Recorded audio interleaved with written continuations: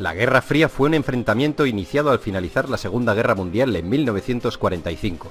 El fin de la guerra supuso el fin de la hegemonía de Europa. Dos potencias tomaron el relevo: Estados Unidos y la Unión Soviética, liderando dos bloques con sus propias alianzas y estados satélites: el llamado bloque occidental capitalista y el bloque del este comunista. ¿Por qué se llamó Guerra Fría? Porque ninguno de los dos bloques tomó nunca acciones directas contra el otro.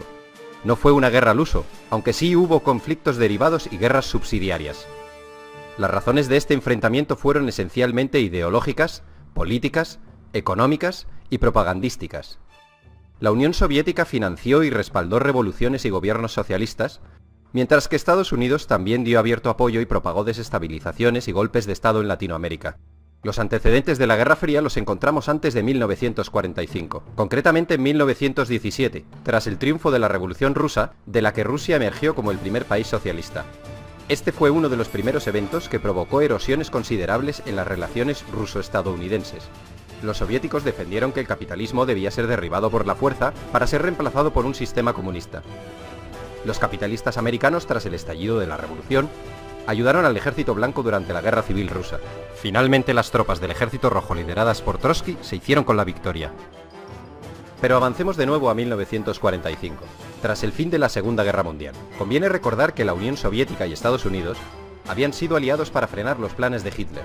Antes de que acabase la guerra, se reunieron en Yalta. Joseph Stalin, Winston Churchill y Franklin Delano Roosevelt como jefes de gobierno de la URSS, del Reino Unido y de Estados Unidos respectivamente.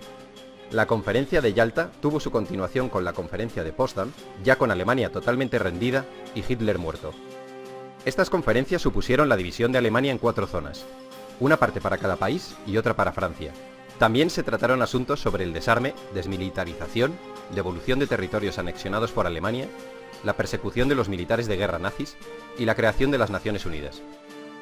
Los soviéticos, tras la guerra, habían ocupado de facto las zonas de la Europa del Este que habían defendido y liberado. Para frenar esta expansión soviética, Estados Unidos ayudó con el Plan Marshall a salir de sus ruinas a Europa Occidental y a la zona occidental de Alemania. Con el Plan Marshall los estadounidenses dieron enormes ayudas económicas a Europa. El plan estuvo operativo durante 4 años desde 1948. Los objetivos de Estados Unidos eran reconstruir aquellas zonas destruidas por la guerra, eliminar barreras al comercio, modernizar la industria europea y hacer próspero de nuevo al continente. Todos estos objetivos estaban destinados a evitar la propagación del comunismo, que tenía una gran y creciente influencia en la Europa de posguerra. Los detractores del Plan Marshall argumentaron que este era una muestra de imperialismo económico estadounidense. Los Estados Unidos promovieron la fundación de la OTAN, Organización del Tratado del Atlántico Norte, una alianza militar intergubernamental sellada en 1949. La organización constituía un sistema de defensa colectiva, en la cual los Estados miembros acuerdan defender a cualquiera de sus miembros si son atacados por una facción externa. Las naciones rivales, para contrarrestar la fuerza de esta alianza, firmaron el Pacto de Varsovia en 1955. Finalmente, Berlín, Europa y el mundo quedaron divididos por el telón de acero. Esta expresión es de Churchill. En 1949, el Ejército Rojo de Mao Zedong se proclama vencedor de la Guerra Civil China tras derrotar a los nacionalistas del Kuomintang, que contaban con el respaldo de Estados Unidos. Inmediatamente, la Unión Soviética establece una alianza con los vencedores, que habían creado un nuevo Estado comunista con la denominación de República Popular China. Al año siguiente, Stalin se vio sorprendido por la participación de tropas estadounidenses en la defensa de Corea del Sur, que había sido invadida por los comunistas de Corea del Norte. El alto el fuego llegó en 1953. Stalin había fallecido ese mismo año. Le sucederá Nikita Khrushchev. Volvamos al telón de acero en Europa.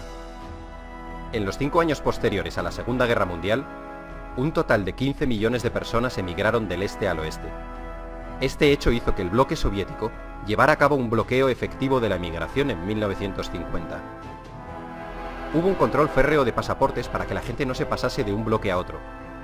La frontera en Berlín, ciudad que estaba repartida, era un coladero, y muchas personas se pasaban del lado comunista al lado capitalista. Este hecho hizo que se construyese el Muro de Berlín en 1961. Conviene recordar que Alemania estaba dividida tras la guerra en 2 Alemanias: la República Federal Alemana con capital en Bonn y la República Democrática Alemana con capital en Berlín. Esta división del mundo en dos bloques se sostenía por el riesgo de que las potencias se aniquilasen unas a otras en una guerra nuclear, lo que obligó a ambos frentes a actuar con mucha cautela en las zonas más conflictivas. Solo en una ocasión estuvo a punto de estallar el conflicto, tras el derrocamiento del militar Batista en Cuba por parte de Fidel Castro. Estados Unidos trató de realizar una invasión de Cuba que fracasó. En 1962 ocurrió la llamada crisis de los misiles, cuando el presidente Kennedy castigó con un bloqueo a Cuba por el asunto de los barcos soviéticos cargados con misiles y dirigidos contra Estados Unidos. En el último momento, Khrushchev, jefe del partido y del gobierno soviético, cedió, y los barcos cambiaron de rumbo.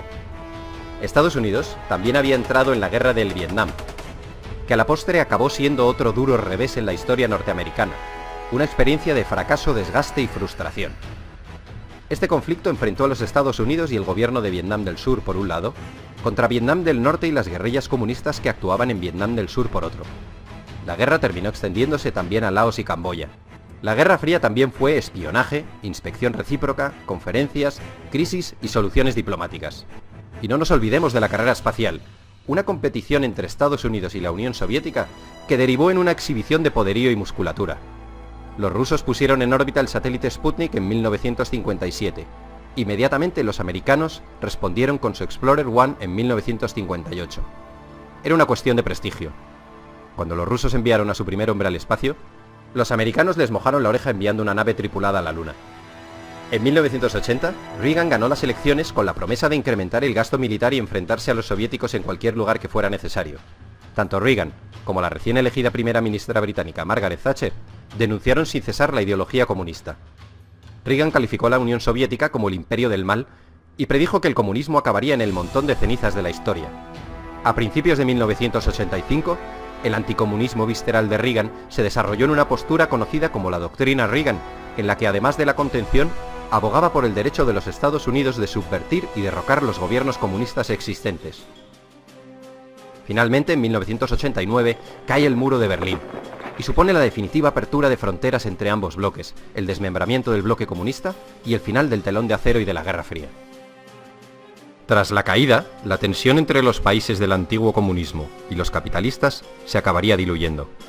De hecho, actualmente, la mayoría de los estados del antiguo bloque comunista han acogido las políticas e ideologías del mundo capitalista.